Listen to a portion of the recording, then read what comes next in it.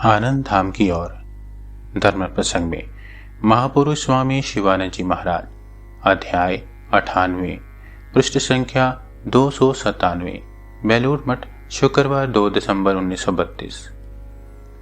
कुछ महीनों से श्री ठाकुर के अन्यतम सन्यासी शिष्य स्वामी सुबोधानंद जी यानी खोखा महाराज कठिन क्षय रोग से पीड़ित हो बेलूर मठ में रह रहे हैं। उनकी चिकित्सा और सेवा आदि की यथोचित व्यवस्था महापुरुष महाराज ने करा दी है। फिर भी रोग क्रमशः बढ़ता ही जा रहा है, किंतु महापुरुष महाराज का मन मानो किसी भी प्रकार यह विश्वास नहीं करना चाहता कि खोखा महाराज को इतना कठिन रोग हुआ है। यदि कोई इस विषय में पूछता है तो महापुरुष महाराज उत्तर देते हैं, खोखा को ऐसा क्या हुआ है, अब तो धीरे धीरे अच्छा ही हो रहा है। अपने काम के लिए ठाकुर जितने दिन रखेंगे उतने दिन तो ठहरना ही पड़ेगा, यही पक्की बात है। मैं तो यही जानता हूं, दूसरे लोग जो कुछ कहें, खोखा का जैसा है वैसा ही मेरा भी है। हम लोग बच्चा मनुष्य वैद्य की बात का विश्वास नहीं करते। जाको राखे साइयां मार सके ना कोई। वे जब तक रक्षा करेंगे तब तक खोखा का कोई कुछ नहीं बिगाड़ सकता।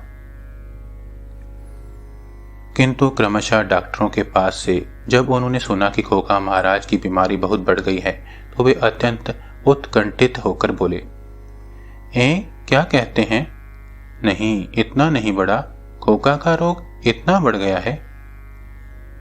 इन 2-4 बातों से इतना आवेग प्रकट हुआ था कि उपस्थित व्यक्तियों के सिवाय दूसरे के लिए उसे समझना कठिन है। आज शुक्रवार है। खोखा महाराज प्रातः काल काफी अच्छे हैं। स्वामी शुद्धानंद जी जब उन्हें देखने गए तो खोखा महाराज ने पूछा, क्या सुधीर, अच्छे हो ना? और सब समाचार ठीक है ना? इत्यादि। यह समाचार पाकर महापुरुष जी का मन प्रफुल्लित है। वे बार बार कह रहे हैं, क्यों, खोखा तो आज काफी अच्छा है। सुधीर के साथ तो उसने बहुत अच्छी बातचीत की है। किंतु जैसे जैसे दिन चढ़ने लगा खोखा महाराज की शारीरिक अवस्था उतनी ही खराब होने लगी।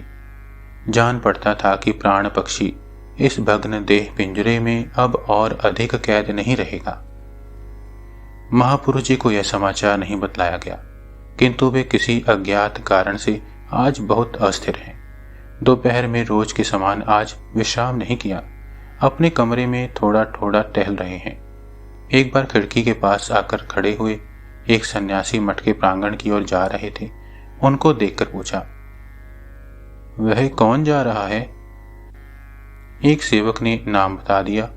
सुनकर महापुरुष जी बोले, भरत इतनी देर से भोजन करने जा रहा है? बाद में कहा, उसका भाव बड़ा सुंदर है। गृहिणी के समान सबको खिलाकर फिर स्वयं खाने जाता है। मठ के साधु भक्तों की सेवा ठीक होने पर ठाकुर भी प्रसन्न रहते हैं। वे कहा करते थे, भागवत भक्त भगवान तीनों ही एक हैं। साधु भक्तों के अंदर उनका प्रकाश अधिक है। अपराह्न 3:05 पर खोखा महाराज महासमाधि योग में श्री गुरुपाद पद्म में विलीन हो गए। मठ में सर्वत्र एक गंभीर विषाद की छाया फैल गई। महापुरुष जी यह दुस्वाद सुनकर सिहर उठे, किंतु केवल क्षण भर के लिए। शीघ्र ही अपने को संभाल कर सब समाचार लेने लगे, किंतु अत्यंत गंभीर हो गए। दूसरे दिन स्वामी विज्ञानानंद जी महाराज इलाहाबाद से अकस्मात आ पहुंचे। उन्हें देखकर महापुरुष जी एकदम जोरों से रो पड़े।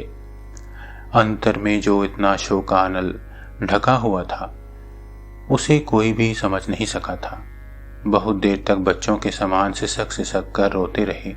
बाद में थोड़ा शांत होकर विज्ञानानंद महाराज से धीरे धीरे कुशल प्रश्न आदि पूछने लगे और खोखा महाराज के संबंध में अनेक बातें कहने लगे। महापुरुष जी कहने लगे, खोखा बचपन से ही बराबर त्यागी और कठोर साधक था और बड़ा सरल था। वाराणसी में जब मैं वंशी दत्त के बाग में रहता था तो एक दिन खोखा वहां एक डोली में बैठकर आ पहुंचा। शरीर अस्वस्थ था, किंतु उस और उसका थोड़ा भी ध्यान नहीं था। बहुत दिनों बाद मिलने से खूब आनंद हुआ। वह इतना हंसा कि ज्वर हो गया। मैं खोखा को बाहमन माँ के पास ले गया। उसके बाद कुछ ठीक होने पर डॉक्टर गोविंद बाबू के पास ले गया। क्रमशः रोग ठीक हो गया। उस समय वाराणसी में हम दोनों एक साथ कुछ दिन रहे। खोका तो खोका ही था। ठाकुर के पास जब जाता था तो बिल्कुल मानो बालक हो। ठाकुर खोका को बहुत प्यार करते थे। स्वामी जी भी उससे बहुत स्नेह करते थे। थोड़ी देर चुप रहने के बाद महापुरुष जी स्वयं ही सस्वर गाने लगे। ओ तोर रंग देखे रंगमयी अवाक होए छे, यानी ओ रंगमयी तेरे रंग देखकर मैं तो चकित हो गया हूं, इत्यादि। बाद में कहा, यह गाना त्रैलोक्यनाथ सान्याल ने ठाकुर के देह त्याग के बाद काशीपुर के शमशान घाट में गाया था। उनकी लीला समझना बहुत कठिन है। यही देखो ना, खोखा तो गौरव के साथ डंके की चोट पर ठाकुर के पास चला गया। उनके बुलाने से ही जाना पड़ेगा। ठाकुर अपनी संतान को एक एक करके खींच ले रहे हैं, किंतु मुझे क्यों यहाँ छोड़ रखा है, यह तो वे ही जाने। उनकी बलि हूं, चाहे वे गर्दन से काटें चाहे नीचे से, उनकी जैसी इच्छा। मुझे तो ऐसी स्थिति में रखा है कि किसी के साथ थोड़ा मन खोलकर हंसूं या 2-4 दिनों की बातें करूं, ऐसा भी कोई आदमी नहीं छोड़ा। फिर भी मुझे रहना पड़ेगा। संध्या समय खोखा महाराज के सेवकों को महापुरुष महाराज के पास लाया गया।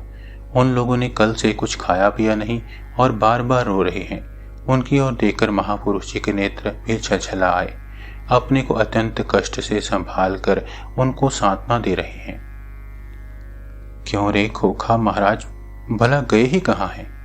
वे तो ठाकुर के अंदर ही हैं। हम लोगों की बात पर विश्वास करो।